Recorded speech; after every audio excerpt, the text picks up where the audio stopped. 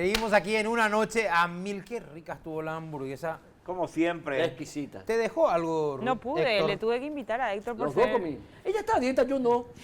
Héctor le guardó un pedazo a Ricky Sí, le guardé un pedacito a Ricky. Cuando vuelva mi compañero. para la próxima semana. Sí. Vos sabés que de la evaluación que hagamos de cuánto comió Héctor depende su continuidad en el programa. Claro. Creo que nos sigue entonces. Sí, me parece que nos sirva, acaparó todo tipo las licitaciones. Mañana, otra cita con la albirroja. Renovamos el entusiasmo, ¿verdad? Sí, parece que ¡Arriba Paraguay! parece que está renovado. Está renovado y Es se vio entusiasmo.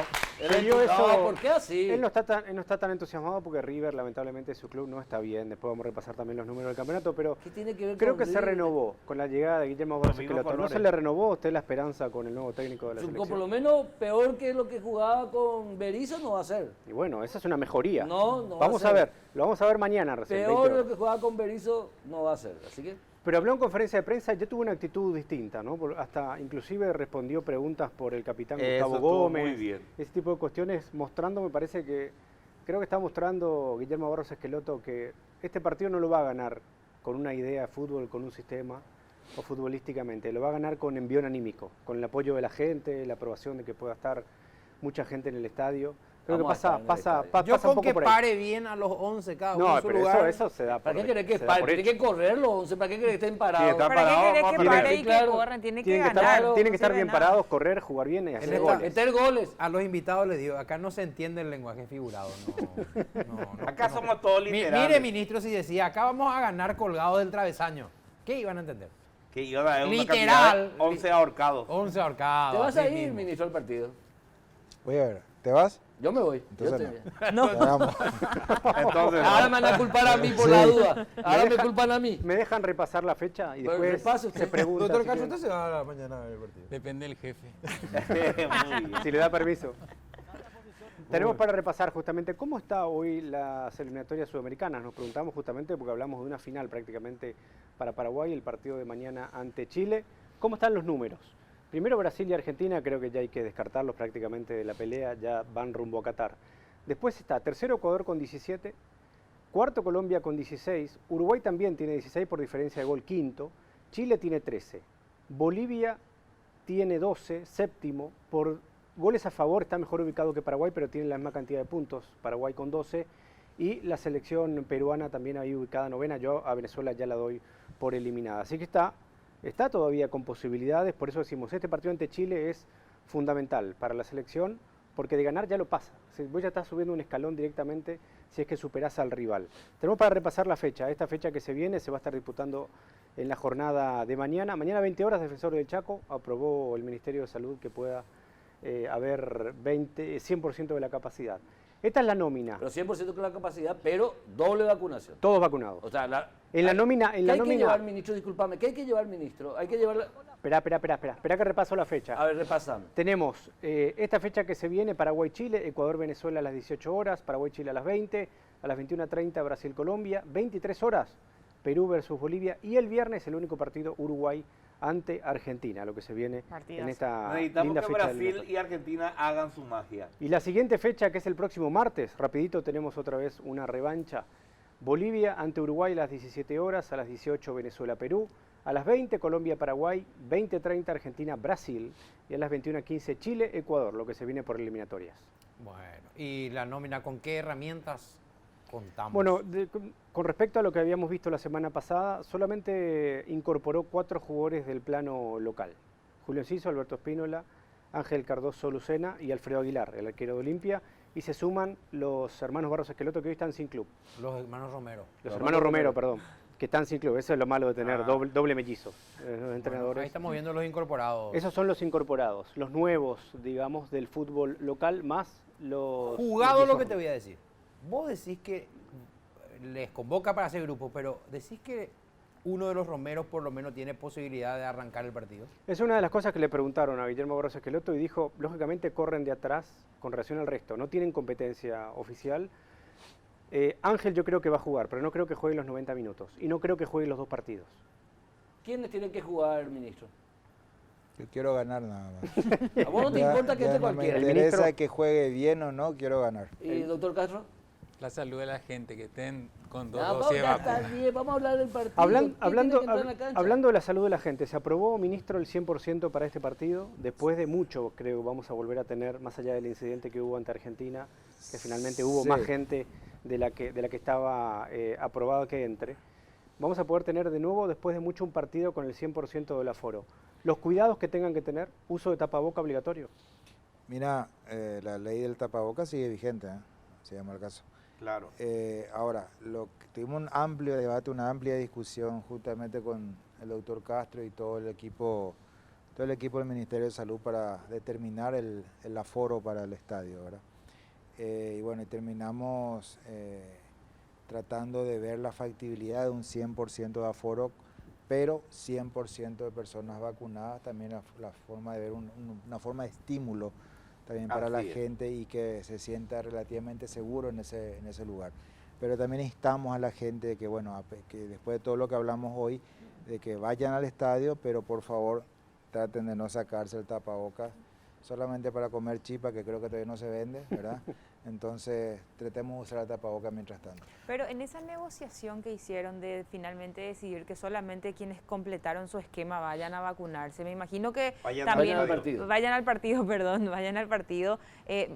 Es también, digamos, menos ingreso para la APF, por ejemplo, ¿verdad? Entonces qué? me imagino que cómo Porque fue si ese hay momento. 3 millones de personas que están vacunadas. Pero no se van a ir las 3 millones. Yo no me voy a ir, por ejemplo, y tengo mi vacuna completa, mi Yo vacunación va- completa. Yo creo que hay una alta cantidad de personas que van a ir que ya están vacunadas. Lo así que quiero nomás saber si es que no tuvieron mayores inconvenientes en esa decisión de que estén el 100% vacunados quienes van al partido. No hubo Felices mayor habrán número. estado lo de la APF. 100%. Pero como del incentivo aforo. funciona, ¿verdad? Es perfecto. me Porque parece la genial. gente que no está vacunada y que es futbolera, sea hombre o mujer, va a ver el partido, ¿verdad? Va a ver el partido, el estadio lleno de decir, a la pucha, si yo estaba vacunado, iba a poder ir a la cancha. Y le iba a saludar a Héctor. ¿Qué? que Iba a estaba estar en ya, el ya estar estadio. saludando ahí. Pueden reunirse después a conversar. Que te invitamos si querés. No, digo nomás porque vamos a volver un poco a la radiografía que estamos haciendo en este momento sobre lo que nos dejó la pandemia. Gente que ha estado muy en contacto antes de que las vacunas existan, antes de que tengamos vacunas, han tenido que estar necesariamente en contacto con los infectados, han sido los médicos y el personal en general que trabaja en los hospitales. Y ahí hay una estadística, el recuento, doctor Castro, de lo que dejó la pandemia, sobre todo antes de la vacuna, en el personal sanitario. ¿Les parece si empezamos a repasar, doctor? Fíjese, si bien hay 200 y un poco más de fallecidos, Sí, estamos viendo creo que son 213, Ruth. 213 fallecidos en el Ese es el recuento de recuento que óbitos, se como da. le llaman ellos, ¿verdad? Ujú. Pero muchísimos han caído enfermos con el mal y han tenido que pelear internados, doctor Castro. Claro, en el tiempo de inicio del Plan Nacional de Vacunación fue los últimos días de febrero, inicios de marzo, con los terapistas como la primera línea y posteriormente los emergentólogos. Pero imagínense, antes de eso, nosotros teníamos muchos colegas que se mudaron en las inmediaciones del hospital para no contagiar a su familia. Existían experiencias de que algunos positivos, los contactos, los compañeros tenían que estar aislados, por lo tanto había una disminución importante del grupo de trabajadores de la salud en la primera línea. O sea, fueron situaciones más allá de esas cifras, muy dramáticas para lo que es el estado anímico de los profesionales, de los compañeros. Ahí en la lista de fallecidos estaba discriminado por activos y no activos. ¿Puede contarnos qué son los médicos activos y los no activos? En realidad, yo creo que el recuento que estaba mencionando ahí se refería a, en ese tiempo se establecía el hisopado positivo y cuándo dejaba de ser positivo y ser No contagiante. activo el virus. Claro, en ese sentido. Y el otro análisis que se hace en activo e inactivo es en realidad lo que es las personas que están directamente en contacto con el paciente y después el personal de apoyo. Personal de salud con exposición al COVID-19. Esta estadística es de toda la pandemia, sí, de marzo del año pasado a noviembre del noviembre. 2021. Sí. ¿Qué podemos rescatar de esto? Bueno, que como habíamos mencionado anteriormente y que fue el impacto más tangible, se vio en los profesionales de la salud, se inició la campaña de vacunación y aproximadamente un mes después empezó a verse la disminución de contagios, de pedidos de lucro cesante de enfermos y de óbitos, ¿verdad? Entonces, ese sí fue un impacto altamente positivo en todos los compañeros, donde imagínense, antes de entrar a trabajar, incluso uno no sabía si el mismo grupo iba a permanecer por todo ese periodo, y después de la vacunación era como un trabajo un poco más seguro, ¿verdad? Ruth quiere puntualizar. Sí, no solamente consultarle al ministro, 128 casos sospechosos de reinfección y uno solo confirmado, si hablamos del personal médico que está expuesto, como decías también Pablo. ¿Ese número es correcto? A hoy, un solo caso confirmado de los 128 sospechados. Sí, nosotros llevamos los estudios otra vez para un o sea, reevaluación otra vez en Brasil, y uno solo quedó confirmado hasta la fecha. O sea, muestra que los casos de reinfección son poquísimos, ¿verdad? En los profesionales de la salud, y hay que tener en cuenta que ya están vacunados. Es el grupo que está en un alto porcentaje, 95% está vacunado. Completo. Claro, por lo tanto es muy poco probable que existan ¿Y reinfecciones. con así como refuerzo dice el cuánto? ministro. O sea, las 3 dosis. Nosotros estamos arrancando de la misma manera con personas mayores de 50 años, profesionales de la salud. Estamos ya llegando nosotros a un 20% de lo que es todo el staff. O sea, el personal médico en este momento está trabajando con más tranquilidad en ese sentido, con más protección, más sensación y más realidad de protección. Hay un tema que ha sido titular informativo en los últimos días. La noticia decía así: los senadores se negaban a aprobar unos 40 millones de dólares que el Poder Ejecutivo le adeuda y que le era reclamado por los sanatorios privados. Hoy se aprobó finalmente en el Senado, pero no sin antes mucha lucha y argumentación. ¿Qué implica? ¿40 millones le debíamos a los sanatorios privados, ministro, o cómo es? Sí, nuestra deuda total todavía no está cerrada en 40 millones de dólares, considerando que todavía siguen ingresando carpetas de pacientes que estuvieron anteriormente internados. Eso tiene que completar una serie de requisitos para poder ingresar al sistema. Debe ser auditada, debe pasar por varias direcciones previamente para llegar a finalmente dirección financiera, donde se determina de contabilizar el monto total. Nosotros pagamos hasta ahora un poco más de 10 millones de dólares de fondos propios del ministerio, haciendo un poquito de una reingeniería de los recursos que teníamos. ¿Reprogramaciones? Las reprogramaciones, y pagamos ya 10 millones y nos queda todavía una deuda de aproximadamente 37 millones de dólares de lo que es el fondo COVID-0. Perdón. Acá puntualicemos. Este dinero es entonces para pagar el famoso gasto cero. Gasto cero. El que se internaba en terapia intensiva en un sanatorio privado. Porque hay otra vez que es por convenio, que nosotros pagamos hasta la fecha un poco más de 20 millones de dólares y seguimos pagando hasta el momento. ¿Y ese otro por convenio en qué consiste? Y convenio nosotros hicimos previamente, ya del año pasado hicimos convenio con los sanatorios privados y establecimos un monto por el cual íbamos a pagar por paciente internado en terapia intensiva. Por día. Por día. 13 millones. Sí, no sé si se acuerdan que era Sí. justamente ese monto, que al inicio nos recriticaron porque decían que el monto era exagerado, pero después ya nos criticaron porque era poco. ¿Verdad? Porque Bueno, pero la cuestión es que si el Parlamento no aprobaba este pago, que el Ministerio de Hacienda dijo, acá está la plata, pero el Senado se estaba negando a aprobar, hoy aprobó. Quiere decir que la próxima vez, si hay una tercera ola, la gente no iba a poder tener el gasto cero en el privado. Categórico, o sea, lo que pasa es Claro. que para nosotros es una deuda, hay que saldarla definitivamente, porque hay que reconocer que el sector privado se puso las pilas y colaboró muchísimo Es a cierto. todo el sostenimiento del sistema de salud. El sistema de salud de por sí creció mucho, pero evidentemente no pudimos dar abasto a todo lo que necesitaba la población en un momento dado. Bueno, muy importante entonces esto que se aprobó hoy en el Senado, porque gracias a esto va a continuar, si viene, Dios no quiera, pero si viene una tercera ola y se saturan los hospitales, se va a necesitar este tema del gasto No, cero. categórico. Y el privado, ¿cómo si no le pagas va a volver a darte esa posibilidad? Ya depende desde el presidente de la República, pasó ahora Para la promulgación por el Ejecutivo. Lo llamativo son los 17 votos de los senadores que pretendían la aprobación con modificaciones. Hasta ahora no se pudo averiguar cuáles eran las modificaciones que pretendían, ¿verdad? Pero Esta pandemia también, digamos, aceleró procesos que hace mucho tenían que darse.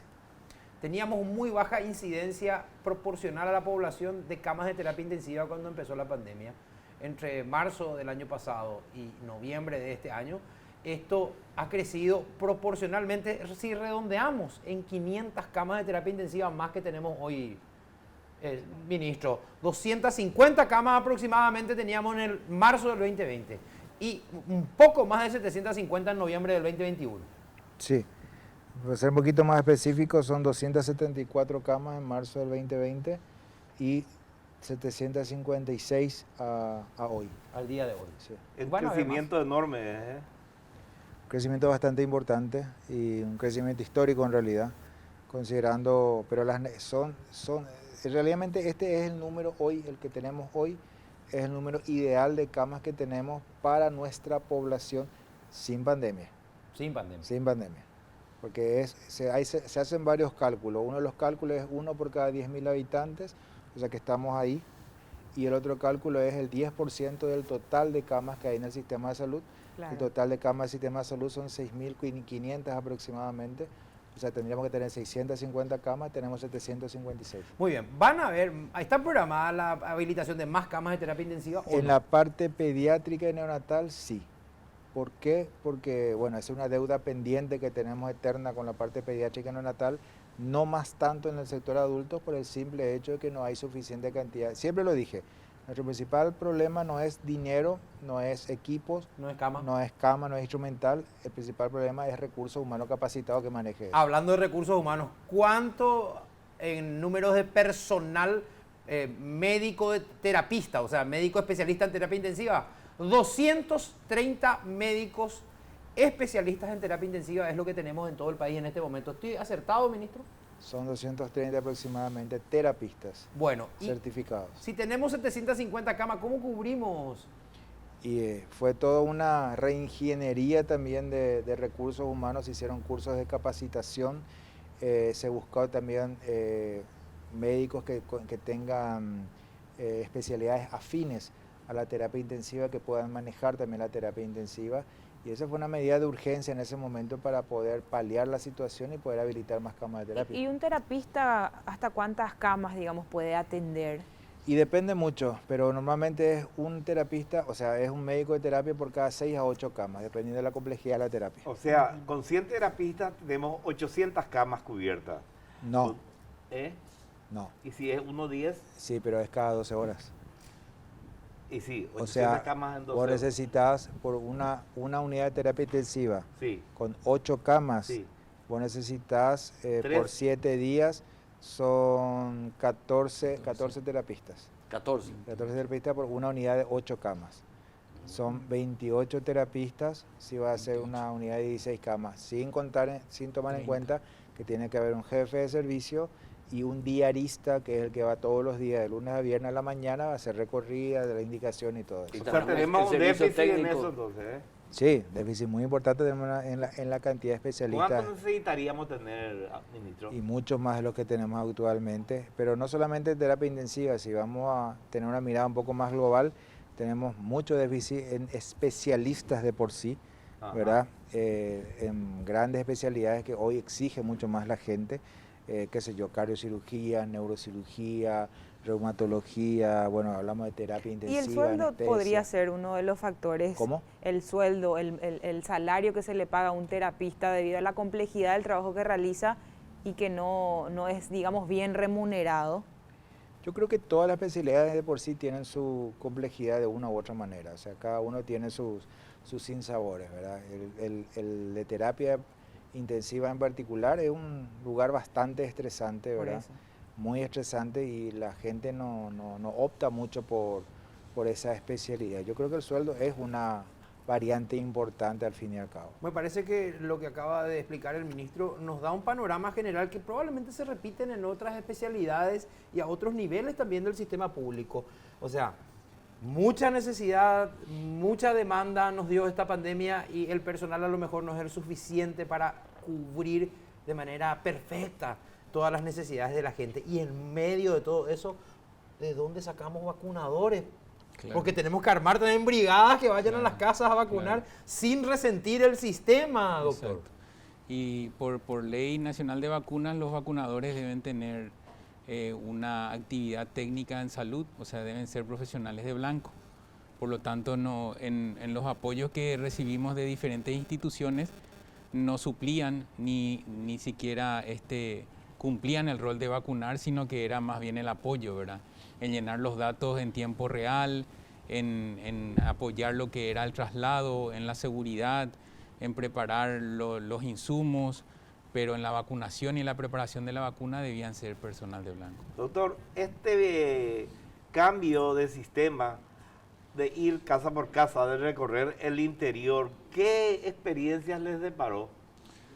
Creo que estuvimos conversando sobre una de las experiencias que nos tocó mucho y que fue en una de las regiones muy importantes de nuestro país, donde arranca la jornada antes de que amanezca, van las brigadas en un bus, llegan hasta el predio que planificaron visitar, recorren 50 casas y vacunan 5 personas al terminar la jornada. Entonces, Perdón. Recorren 50 casas y vacunan solo 5. sí, Son rechazadas en otras 45. sí.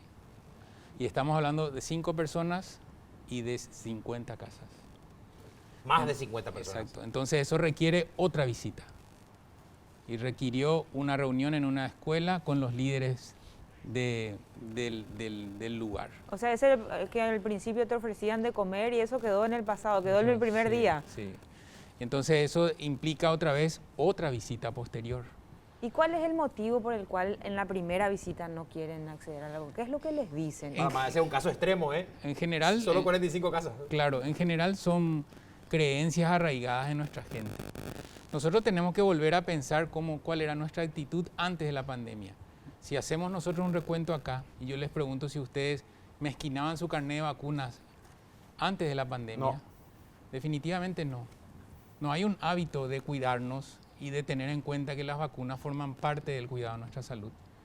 Entonces eso hay que empezar a trabajar en crear un hábito, o sea, desaprender lo aprendido en cuanto a creencias arraigadas. Pero ¿cuál es lo e que es la insertar. creencia arraigada, doctor? Porque ¿Cuál es la necesidad? para ejemplo, tenemos la cantidad de personas que ya fallecieron en el mundo, en nuestro país, en nuestro barrio, en nuestra familia. Tenemos Claro. memoria de corto plazo. Esa es la realidad. Sí. Ya no nos acordamos que hace Pero 3 de, meses... pero no de nuestras creencias Nadie sí. se acuerda que hace un año estábamos encerrados a esta altura del año. Nadie se acuerda que más de 100.000 se quedaron sin trabajo. Siempre me gusta repetir eso. Nadie se acuerda que no podía ir al shopping, no podía ir al supermercado, no podía salir. Nadie se acuerda. ¿Esa normalidad conspira contra la efectividad en esta etapa de la vacunación?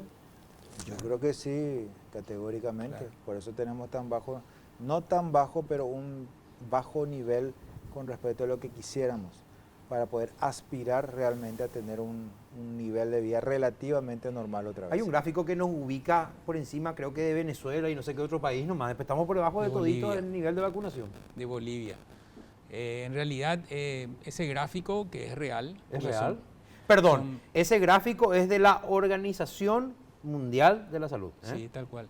Son datos captados de fuentes oficiales como la nuestra, pero que está enfocada en la población total. O sea, ahí claramente le incluye también a los niños, a los lactantes, a los adolescentes, pero nosotros recién ahora estamos incluyendo a todos los adolescentes. Perdón. Que están fuera del público objetivo. Exacto. que diría. Perdón, pero ver eso así es como la tabla de las eliminatorias. No entramos al Mundial, estamos eliminados. Cuando uno mira así, perdón ministro, yo sé que estoy a lo mejor, pero digo, uno mira y le ve abajo de la tabla a Paraguay. Pero la gente tiene la culpa.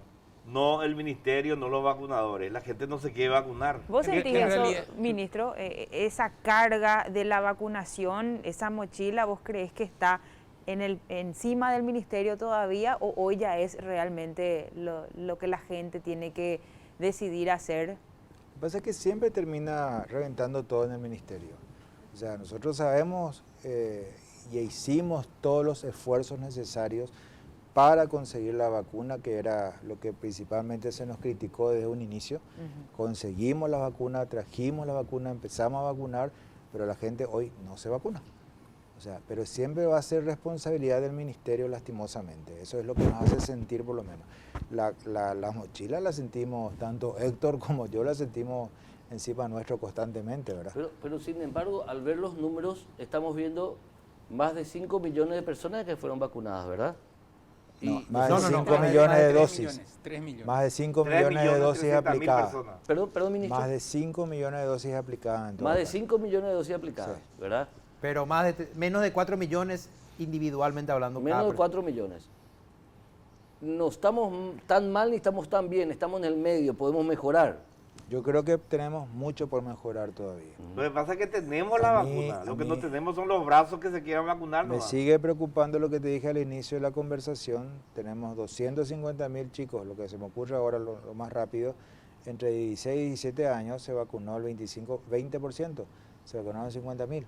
¿Dónde Sí. está el resto? Y de 18 a 25, por ejemplo, ¿qué porcentaje se vacunó? ¿Se puede saber eso? Sí, nosotros, eso justamente me parece importante también aclararle a toda la teleaudiencia. Si empezamos a discriminar por grupos etarios, tenemos mayores de 60 años, casi un 70% ya con 2 dosis. Y eso le da un respiro, porque la edad claramente es el primer factor de riesgo para internarse si es que uno padece la infección. Entonces, en grupos vulnerables tenemos una alta cobertura. Y en los grupos más jóvenes todavía no alcanzamos. Si hacemos como un pool total y en relación a la población total, claramente estamos debajo. Pero el impacto de lo que es la vacunación en los grupos vulnerables es alto. Exacto. Si nosotros comparamos Por eso no están saturados los hospitales en este momento. tal Porque cual, la gente y el otro punto que... propicia a enfermarse, Está está vacunada y no se enferma. Exactamente. Entonces, como habíamos hecho un análisis con el ministro, Paraguay es uno de los pocos países que acompañó sin muchos sobresaltos la primera con la segunda dosis, respetando el intervalo. Muchos países decidieron hacer una campaña masiva con la primera dosis y después ver en qué momento enfocarnos con la segunda. Paraguay fue en forma ordenada y eso hizo que se proteja a los grupos más vulnerables, por eso hay pocas internaciones y muertes. Sin embargo, si vemos nosotros ahora los internados y fallecidos, estamos viendo que son personas que están ya por debajo de 50 años. Entonces, eso nos preocupa. Una persona de 40 años no vacunada tiene el mismo riesgo de internarse que una persona de 75 años. Y de morir también. Y si de no está morir vacunado. también. Ahora, tal cual. doctor o ministro, esa tabla de posiciones que decía Pablo recién, que no vea Paraguay ahí octavo, ¿sería fácil salir de ese octavo lugar? Porque hay vacunas, lo que no hay es gente queriendo vacunarse. Digo, ¿cuánto más vamos a demorar, si vale el término, para ya definitivamente abrir la vacunación a todos aquellos que se quieran vacunar sin Está importar abierto. el rango de edad? ¿Que está abierto? Sin importar el rango de edad, me ¿Está refiero. abierto? Está abierto. ¿Me permiten Desde los intervenir? 12 años en adelante ¿Está abierto? ¿Me permiten intervenir, ministro?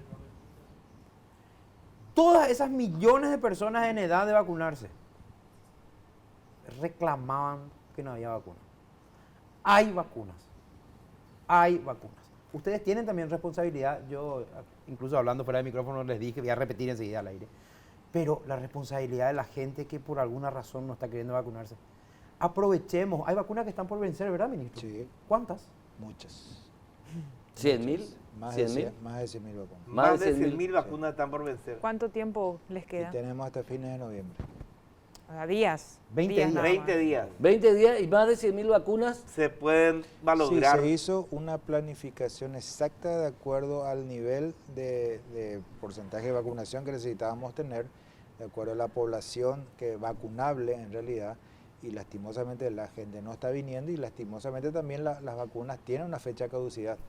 Y bueno, y esta es una primera etapa que pueden llegar a vencer estas vacunas. Estamos haciendo todo el intento posible para que esto no suceda. Pero igual hay buenas noticias. ¿Cuáles son las buenas noticias? Tenemos una expectativa, y acá me van a corregir los invitados si me equivoco, tenemos una expectativa en las próximas 4 semanas de recibir 3 millones de dosis. Así, 3 millones de dosis. Pero ¿de qué me sirve 3 millones de dosis ahora, Pablo, si la gente no se vacuna? Bueno, ¿y podemos poner un refuerzo ya o todavía Una no? cuarta dosis. Se está poniendo el ¿Por qué no refuerzo nos ya. vacunamos todo de balde lo que queremos vacunarnos?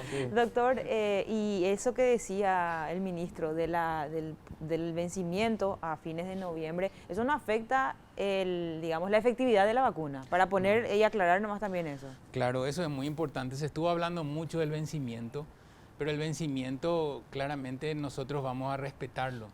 La integridad del biológico, la seguridad del mismo, la efectividad que nos va a brindar está garantizado en todas las vacunas que están distribuidas en este momento en todo el país, y los compañeros están haciendo un esfuerzo para que esa vacuna llegue al brazo de cada paraguayo y le proteja.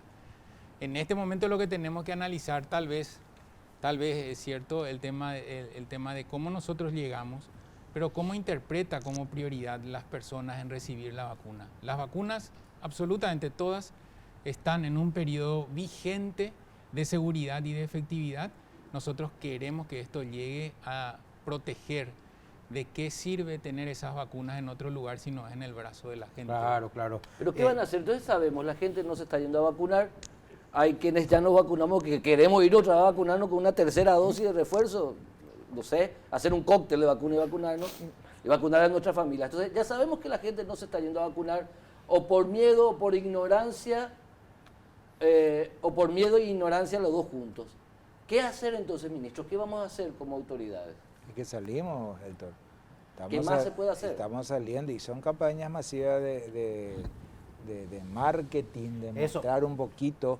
No nos queda otra, mostrar que las vacunas son seguras. Yo creo que con lo que estamos diciendo y mostrando un poquito los números que estamos repitiendo constantemente, qué mejor campaña que esa. Fíjese, ministro, fíjese. El otro día, voy a repetir acá lo que dijimos en la radio el otro día.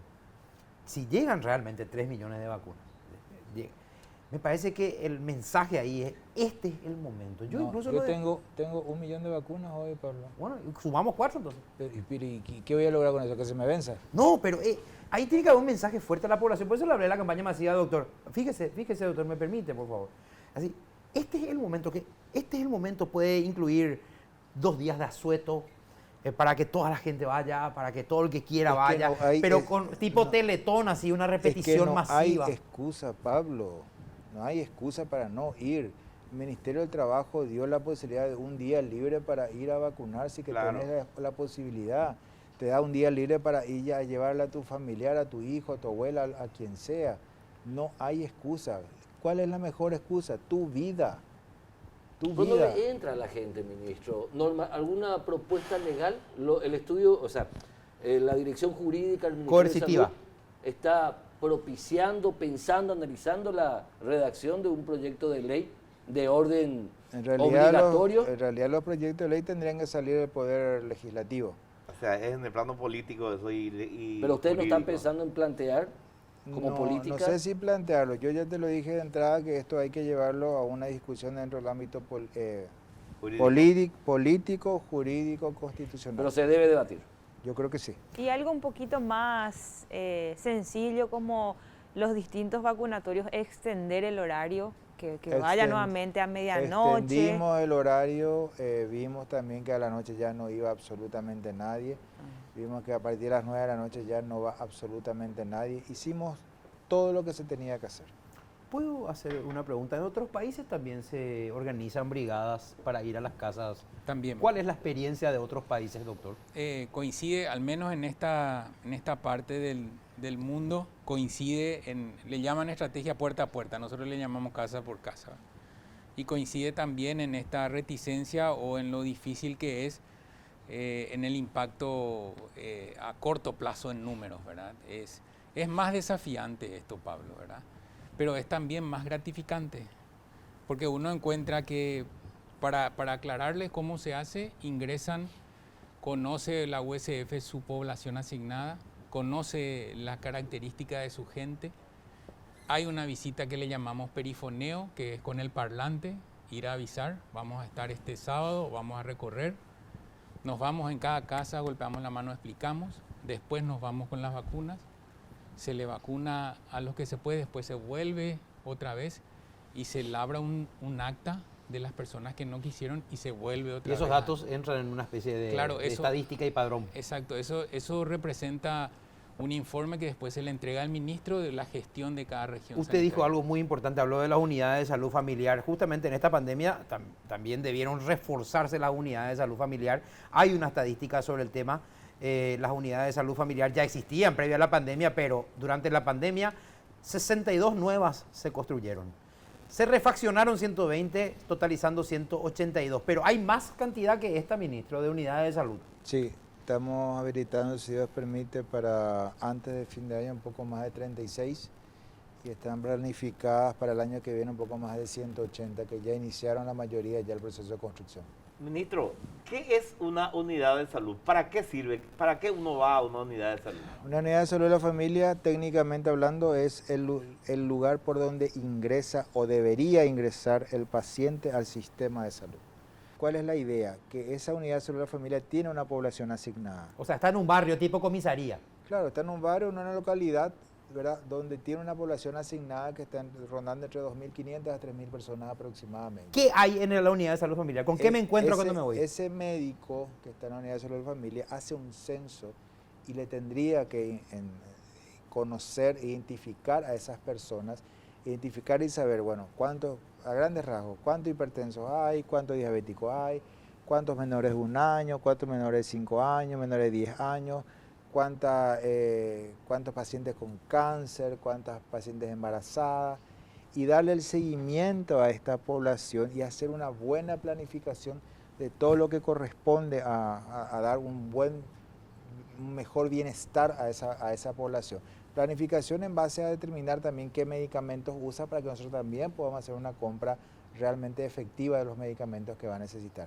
Es por donde debería ingresar el paciente, debería resolverse el 60-80% de las patologías ahí y no tener que estar terminando otra vez en un hospital y congestionando otra vez los hospitales. O sea, me duele la cabeza, jaqueca fuerte puedo ir, tengo vómitos puedo ir, Claro. tengo, qué sé yo, fiebre puedo ir, pero Siempre- me choca un vehículo y me van a siempre- llevar ahí. Claro, es ya un poquito extremo, Por ¿verdad? eso.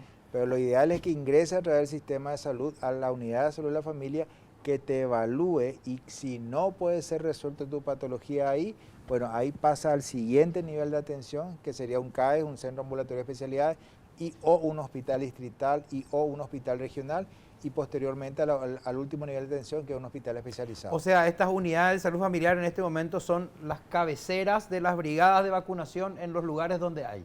Nos están apoyando muchísimo. Es más, esta semana, después de una reunión con el ministro, se establecieron que se intensifique exclusivamente la vacunación en todas las unidades de salud de la familia de todo el país. Entonces ellos también nos están apoyando con las brigadas regionales y de los vacunatorios, y nos acompañan y nos orientan en las poblaciones asignadas. Lo otro que la pandemia ocasionó es que hubo que dar respuesta rápida a preparar el sistema ante la eventualidad de que colapse el sistema. Y así aparecieron los pabellones de contingencia que fueron tan famosos durante esta pandemia. 17 pabellones con un total de 601 camas se construyeron velozmente una vez desatada la pandemia. Hay una discriminación ahí, dice 14 pabellones de los llamados de contingencia cooperantes, que también tienen 146 camas. ¿Cuál es la diferenciación entre ambos tipos de pabellones, ministro? Tienen prácticamente la misma estructura, ¿verdad? Pero solamente que los 17 pabellones son los construidos por el gobierno nacional a través de su presupuesto, en conjunto con el Ministerio de Obras Públicas, que nos apoyó muchísimo también en esta cruel etapa. Y estos otros que dice 14 que son cooperantes son las que se instalaban a través de los consejos locales o regionales de salud, que se hicieron a través en la intervención de las diferentes municipalidades, por ejemplo. Para no herir ningún tipo de susceptibilidad, lo que se me ocurre ahora son municipalidades que construyeron también pabellones de contingencia. Algunos muy famosos, muy publicitados. Algunos aquí. que no Sí, construyeron. tenés Lambaré, tenés Villa Elisa, Fernando, son varios lugares en el interior del país también. Encarnación, Fram. Encarnación. Ahí no, de contingencia. Yacyretá. Lo que a mí me alegra es que aquella imagen que se dio al principio de la pandemia del presidente de la República inspeccionando un horno crematorio que era propiedad de la Senat, creo, Sí. y uno decía, che, vamos a llegar al momento en que haya tantos cadáveres que va a necesitarse super Crematorio. horno. Eso se fueron a inspeccionar porque esa era la realidad en otros países, como por ejemplo en Perú, Italia. en Italia, en Ecuador, en la China misma En Brasil. y en Brasil. Y nosotros por suerte no llegamos a eso. Tenemos que agradecerle al personal médico y a las vacunas. Muy bien, ahí vimos todo lo que se invirtió en pabellones, en infraestructura de diverso tipo. Ahí también la pandemia obligó a que aceleró los tiempos e hizo, ministro, que en muchas cosas se avance y se mejore, que seguramente hubiese llevado años o se hubiesen postergado si no había la pandemia. Y aquí tenemos que hubo intervenciones de infraestructura en 151 establecimientos con fondos propios del ministerio, ¿verdad? Y los llamados cooperantes, 139. ¿Puede contarnos de qué se trata, qué establecimientos? No, son diferentes establecimientos a nivel país, Pablo. Acuérdate que el ministerio tiene un poco más de 1.300 establecimientos de salud divididos en todo el país.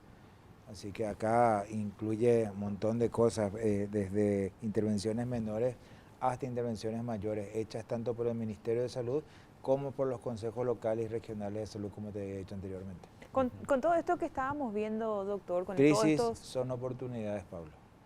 con todos estos números que estamos viendo y a eso que está diciendo también, una vez culminada la pandemia, que ojalá que sea muy pronto, ¿estamos en un escenario ideal a nivel salud, a nivel sanitario?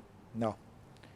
Yo te decía lo de terapia, podríamos decir que sí. Hay una deuda histórica muy importante todavía en salud pública, en infraestructura, en dotación de recursos humanos, más aún que considerando que justamente en diciembre del 2019, hacíamos un año antes de la pandemia, meses antes de iniciar la pandemia en realidad,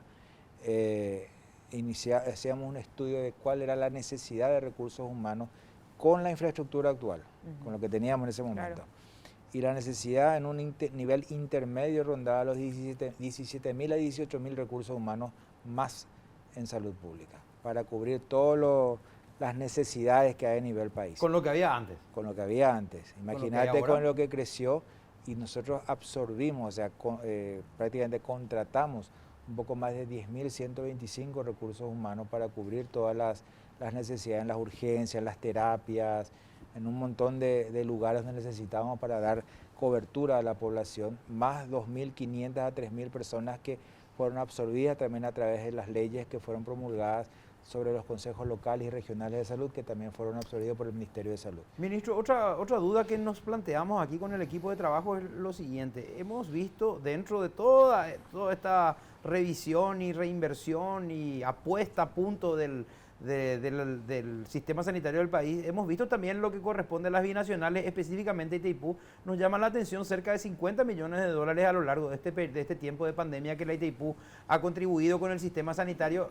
Ahí vemos, por ejemplo, discriminado en tipos de inversión. Sí, señor. Infraestructura hospitalaria, vemos que hay un poco más de 30 millones de dólares, medicamentos e insumos médicos, 7,2 millones de dólares, equipamientos biomédicos también, 6,9 millones de dólares, ambulancias y móviles, 5 millones de dólares. Estamos redondeando casi, no sé si un poco más, un poco menos, 50 millones de dólares. La pregunta es esta, ¿esto es un aporte normal que Itaipú hace o esto también fue extraordinario? No, es un aporte que realmente Itaipú viene haciendo, ambas binacionales vienen haciendo con el Ministerio de Salud, vienen colaborando muy de cerca. No eran estos montos anteriormente, ahora aumentó bastante la cantidad de dinero invertido en salud pública. Normalmente la Itaipú y Yacyretá, o sea, las binacionales, invertían mucho en sus diferentes áreas de cobertura, por llamarlo de alguna forma, especialmente en las unidades de salud de la familia, que ellos construyeron muchísimas de ellas también, y bueno, también una reingeniería de los recursos, logramos obtener otras necesidades que teníamos. ¿Por qué? Porque ellos podían a veces comprar un poco más rápido, porque hay que recordar, Pablo, que los procesos licitatorios son extremadamente lentos también. Sí. Lentos, a veces un poco engorrosos, nos encontramos con protestas, nos encontramos con un montón de problemas en el camino que la gente no te permite que puedas tener a esta altura del campeonato. En ese sentido también hablar de la gestión del ministro y de todo su equipo y del gobierno es del salto gigante que también hizo el programa ampliado de inmunizaciones en su logística. Hay cadena de frío en lugares donde no hay corriente eléctrica, alimentados con panel solar. Hay aumento de flota de transporte de las vacunas en todo el país. Hay provisión de móviles porque hay vacunadores que se trasladan a caballo en los rincones del país. Hay provisión de móviles para los vacunatorios o vacunadores en todas las regiones del país. En breve va a existir los ultra freezer que nosotros habíamos hecho una alianza con el sector privado para mantener vacunas de vanguardia como la de Pfizer. Y eso ahora ya también lo va a tener en nuestro país. Y también tenemos un registro nominal. Nunca antes de la pandemia teníamos en el celular el carnet de vacunas. Hoy Cierto. podemos tener ya un carnet electrónico y un registro nominal en tiempo real y podemos ver también quiénes están vacunados y Claro. quiénes no. O sea, eso también, como bien lo dijo el ministro, esta crisis dio una oportunidad para crecer en algo que es sumamente importante, que es la prevención. Y yo quiero recordar algo que va más allá del dinero, va más allá de la infraestructura, va más allá de todo, que es la prevención. Y hay un hábito que todos aprendimos, no me van a negar. Todos aprendimos que es importante, que es lavarnos las manos.